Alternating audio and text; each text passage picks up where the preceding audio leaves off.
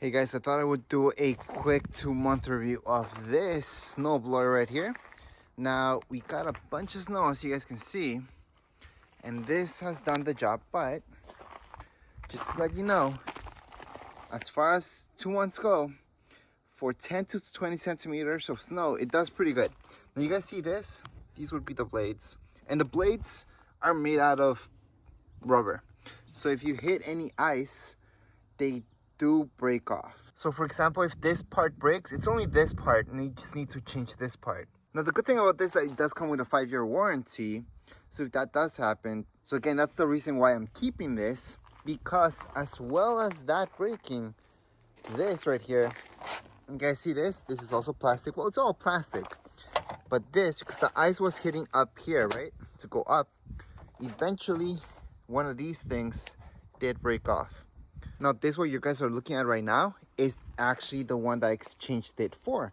So I took the one that broke, I took it back, then got this one. It has a 5-year exchange warranty, so that's why I did that. And that's why I'm keeping it as well, because it does the job. However, we did just come back from a trip, so we missed 2 snowstorms that happened.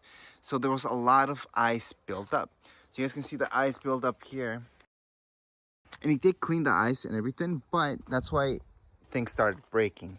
Now, as far as the battery goes, if you guys have a garage that can fit 2 cars, so your driveway is technically for 2 or even 3 cars could fit there, then this would make it, sure, it could clean that up.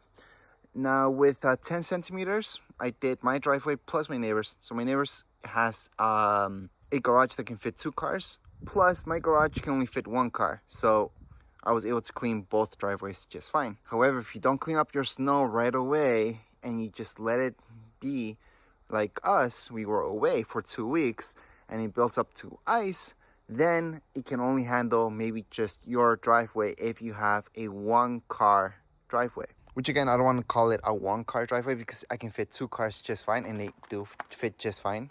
Plus, I would like to highlight that it's only been 2 months, so the batteries are technically still new. Now the snow plows, once they go by, they do leave all this behind, right? And you have to clean this up. So I did that with the machine mainly. Plus, once again, you guys can see the ice right there and all that built up. So I think if you live somewhere where you get a ton of snow all the time, this electric one wouldn't be for you. But if you live in Southern Ontario, for example, you don't get too much snow, maybe get at max maybe 30 centimeters, maybe 40 centimeters, if you ever get 40 centimeters.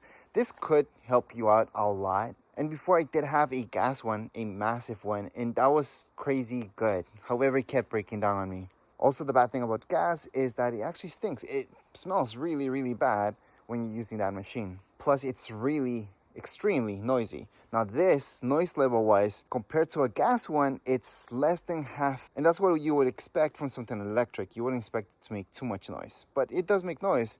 It's just, let's say, half of what you would hear from a gas one. I'm going to quickly show you the batteries. These are batteries that you get with it, and as you guys can see, they're really big. You get 2 of them. Both of them go inside the snowblower. You also get a charger. And I also like to mention that I did make a setup video. So if you guys want to see that, make sure to check that out. Other than that, comparing this to a gas one, this, to start it up, is extremely easy. Because you just press the button, you hit this, and there you go. With the gas, it can be complicated at times. It just doesn't want to turn on. And that's the most complicated thing about the gas ones, just turning it on. Now, although this is rubber down here below, this part is actually metal. So that's good. There's some metal down there. And now I'm going to compare it to gas ones as well. The gas ones are usually metal. It's all metal, so that's good. But inside there's a rubber band.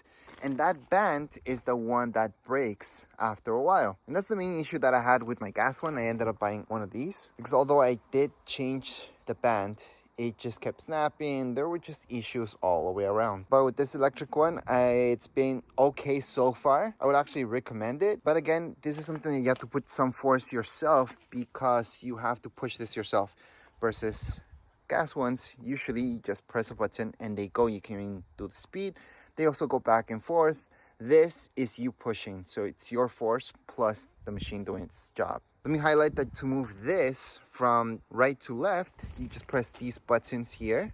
You have a light and you have speed. Most likely you're gonna run full speed all the time. And what you do have to manually adjust is this. So you press down on this and then you can make it go up or down, up to that part. But that's it. You only have this right here, it snaps in, and this right here, it snaps in. So you have those two angles and that's it. Plus you also have lights here, which is useful if you're doing this at nighttime. But anyways, that would be it for this really quick 2-month review. I will be doing a long-term review later on, after a year, 2 years, 5 years. And I will keep you updating on how this is doing. But that's it for now. If you guys have any questions, comments, you guys can write down here in the comments area. Don't forget to subscribe and like. Thank you.